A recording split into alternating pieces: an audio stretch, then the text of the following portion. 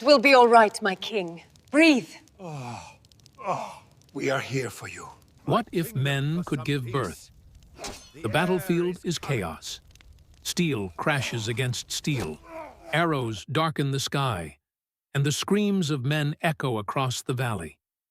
At the heart of the carnage rides a king, his crown glinting in the pale sun, his sword dripping with blood.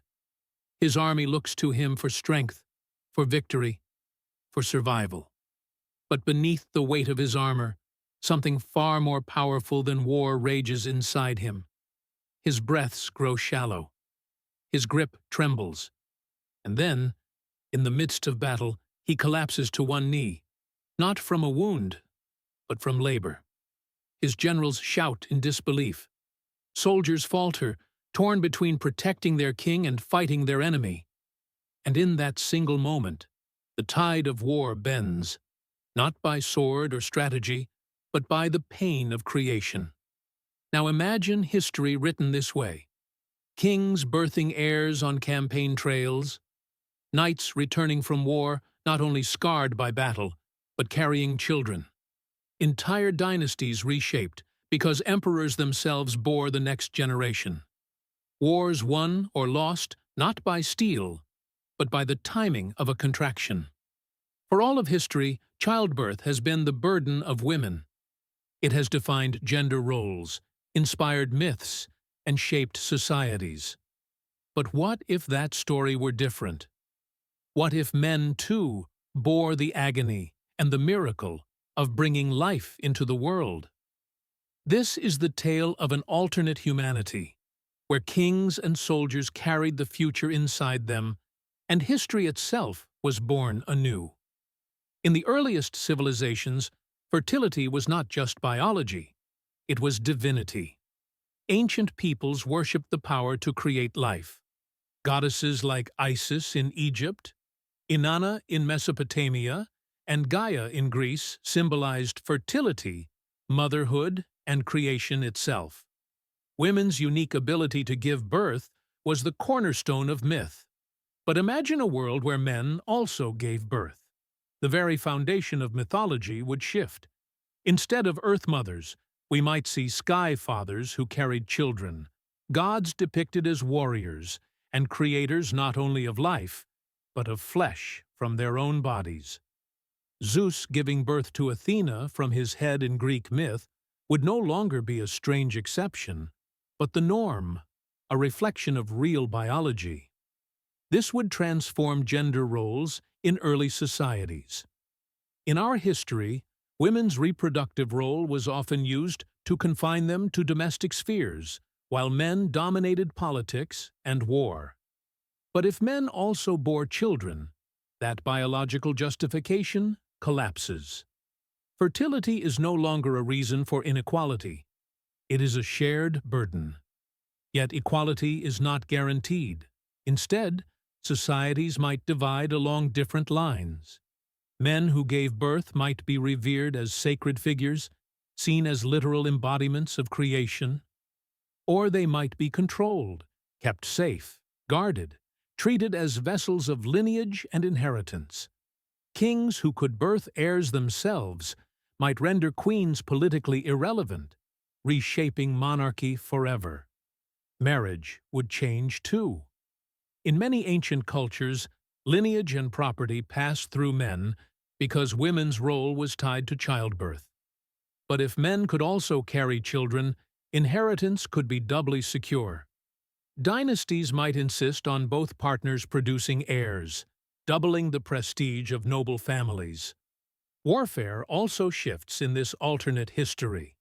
In our world, men were often the warriors, while women were discouraged from battle because of their role in childbirth.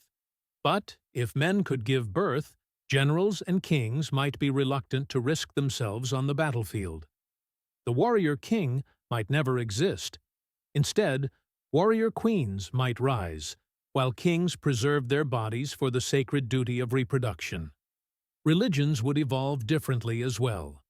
Christianity, Islam, and Judaism all place emphasis on motherhood and the sacredness of the womb. But in this world, the male womb would also be sanctified. Stories of prophets and heroes might include miraculous male births. The Virgin Mary might be mirrored by a sacred father who birthed divinity. Humanity's concept of holiness itself would bend. By the end of the ancient world, civilizations would not only look different, they would feel different. The myths we tell, the rulers we worship, the families we build, all of them would be transformed under the weight of men's ability to give birth. The Middle Ages were defined by faith, hierarchy, and bloodshed. Castles rose, kingdoms fell, and wars raged endlessly across Europe, Asia, and beyond. In our timeline, women were often relegated to the background, their value tied to birth, while men ruled as kings, knights, and emperors. But in this alternate world, the ability of men to give birth would complicate everything. First, inheritance and succession.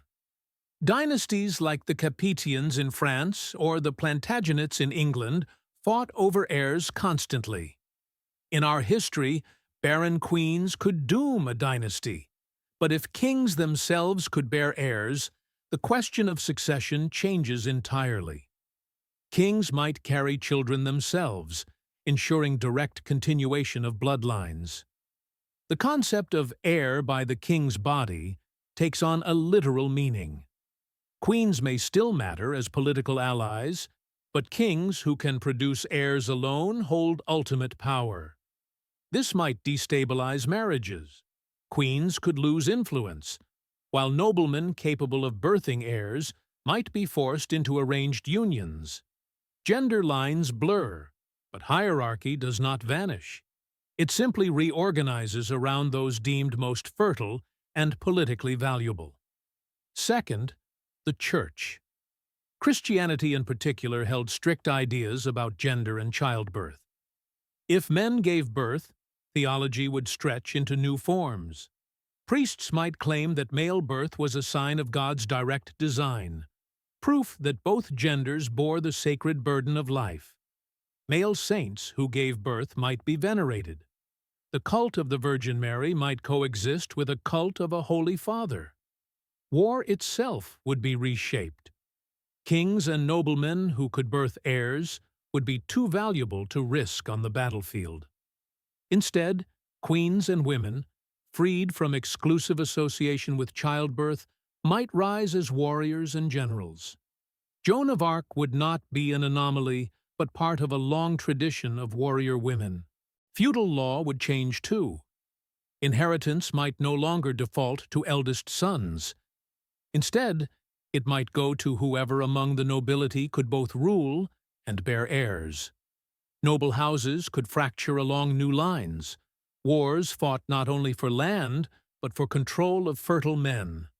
Medicine would develop differently.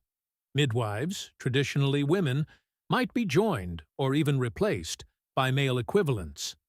Knowledge of childbirth would be more widely spread, as both genders experienced it. This could accelerate medical innovation, but also create stricter control, as states sought to manage birth for political gain. By the Renaissance, society would stand on the edge of transformation. Shared birth responsibilities could inspire more empathy between genders. Or it could lead to new hierarchies, where those capable of birthing heirs were oppressed, protected, or exploited. Either way, the medieval world would look profoundly different. Its wars, its faith, its families forever reshaped. In the modern era, the consequences of men giving birth become even more dramatic. The Enlightenment might embrace male pregnancy as proof that nature and humanity are more flexible than dogma allows. Thinkers like Rousseau and Locke could argue not for women's equality, but for true gender parity, since both genders share the burden of reproduction. Feminism as we know it might not exist, because the fight for equality might already look different. Industrialization would complicate matters. With both men and women capable of giving birth, labor laws might protect both equally. Parental leave might exist centuries earlier. Factories might have nurseries not just for mothers, but for fathers recovering from childbirth. The idea of working father would include not just income, but recovery from labor pains. Medicine would advance rapidly. Obstetrics, gynecology, and neonatal care would not be confined to women's health, but become central to all humanity. Male anatomy would be studied as deeply as female anatomy, and childbirth-related medicine could dominate entire branches of science. Social roles would be dramatically redefined. Parenting would no longer default to women. Fathers could nurse, carry, and birth children. Families might be more balanced or more fractured as societies debate whose responsibility it is to raise the next generation. Politics would change profoundly. Leaders who gave birth might use it as political capital, proving they literally carried their nations forward. Campaign speeches could invoke childbirth as a metaphor for governance. Imagine John F. Kennedy or Winston Churchill referencing their own experiences of labor to inspire nations. But there would also be darker possibilities. States might regulate birth more strictly, drafting not only women, but also men into reproductive roles. Wars might focus on controlling populations through forced pregnancies of both genders. The oppression of reproductive rights, in our timeline largely directed at women, would now ensnare men as well. Culturally, art and literature would transform. Novels, poetry, and music would all explore the shared experience of childbirth. War stories might parallel birth stories. Paintings might depict kings not on thrones, but in birthing chambers. Cinema might place fathers in labor alongside mothers, shifting the emotional landscape of storytelling. And what of today? Would the world be more equal? Perhaps. With both genders sharing the same pains and responsibilities, empathy between men and women could deepen. Patriarchal dominance might never take root, replaced by societies where power is measured not by gender, but by the willingness to endure the pain of creation.